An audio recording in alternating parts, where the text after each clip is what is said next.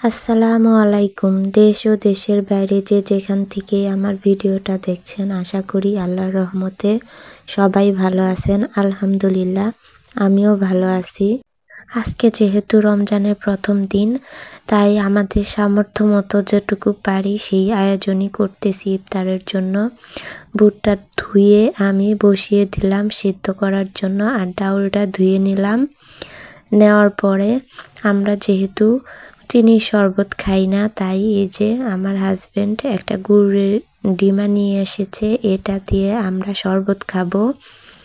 এই শরবতটা অনেক উপকারী, গুড়ের শরবত, তাই আমরা এটাই খাই। এটা আমি ভেঙে সুন্দর করে বক্সে রেখে দিলাম। এরপরে চলে আসলাম রান্না করার জন্য। এই যে গাজর আর বাঁধাকপি দিয়ে শুটকি মাছ রান্না করে নিলাম।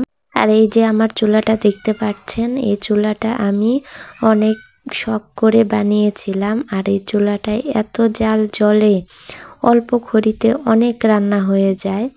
তো আমি তরকারিটা রান্না করার পরে এখন ইফতারের জন্য বুট বড়া এগুলো বানাবো।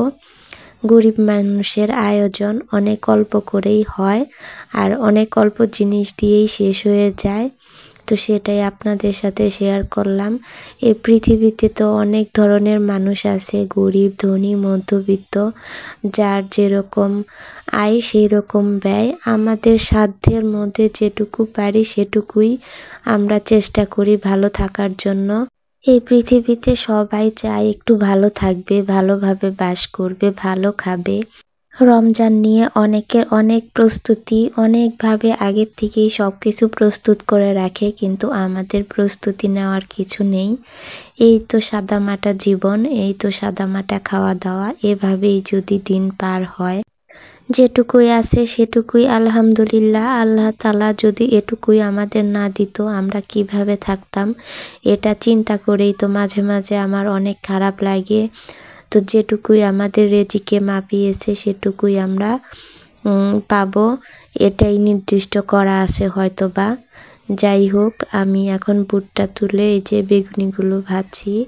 এই বেগুনিগুলো যদি আরেকটু বেকিং পাউডার দেওয়া হতো তাহলে আরও ফুলে সুন্দর হতো, কিন্তু আমি কোনো বেকিং পাউডার ব্যবহার করিনি, এমনিই দিয়েছি।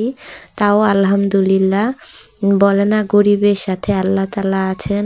এই দেখেন, বেকিং পাউডার ছাড়াই অনেকটা ফুলে গিয়েছে। আর আপনাদের ভাইয়া আমাকে হেল্প করছে, আমি দিচ্ছি আর ও সেগুলো উল্টে পাল্টে ভেজে নিচ্ছে, আমাকে সাহায্য করছে।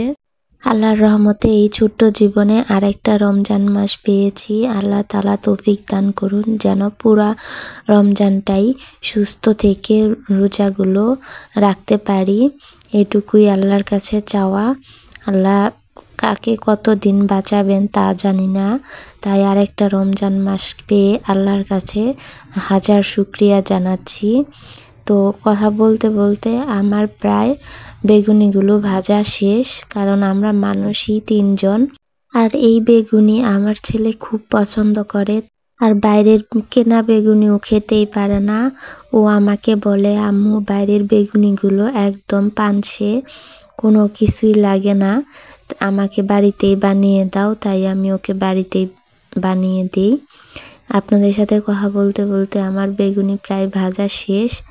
এখন আমি বড়াগুলো ভেজে নেব। এদিকে ইফতারের সময়ও প্রায় হয়ে আসছে। আমি বড়াগুলো দিয়ে দিচ্ছি। অল্প তেলে বড়া ভাজলে আমার কাছে বড়াটা ভালো লাগে না, আর তেলও বেশি লাগে। ডুবা তেলে ভাজলে মনে হয় বড়াটা অনেক টেস্টি, আর তেলও কম লাগে। তো এই যে আমি বড়াগুলো ভেজে নিলাম। এখন আমরা ঘরে চলে যাব ইফতারের আয়োজন করার জন্য।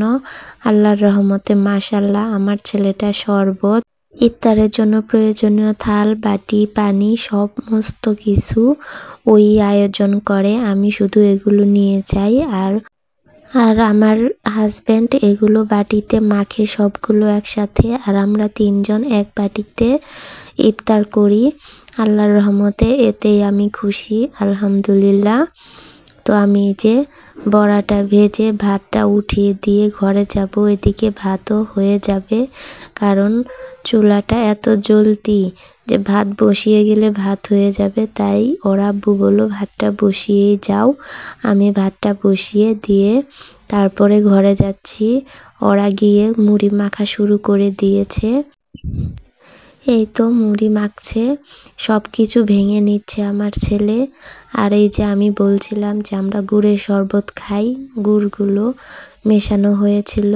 এখন তাতে পর্যাপ্ত পরিমাণে পানি দিচ্ছে। তো আমার ছেলে দেখিয়ে দিচ্ছে কোন পর্যন্ত পানি দিতে হবে, কারণ শরবতের দায়িত্বটা ওর কাছেই সব সময় থাকে, তাই ওই ভালো জানে যে কতটুকু পানি মেশাতে হবে। এই যে আমাদের গরিবের ইফতারের আয়োজন। আমরা 3 জন টোনাটুনির সংসার, চেষ্টা করি এটুকু নিয়েই সুখে থাকার জন্য। আজকে এ পর্যন্তই। আল্লাহ হাফেজ।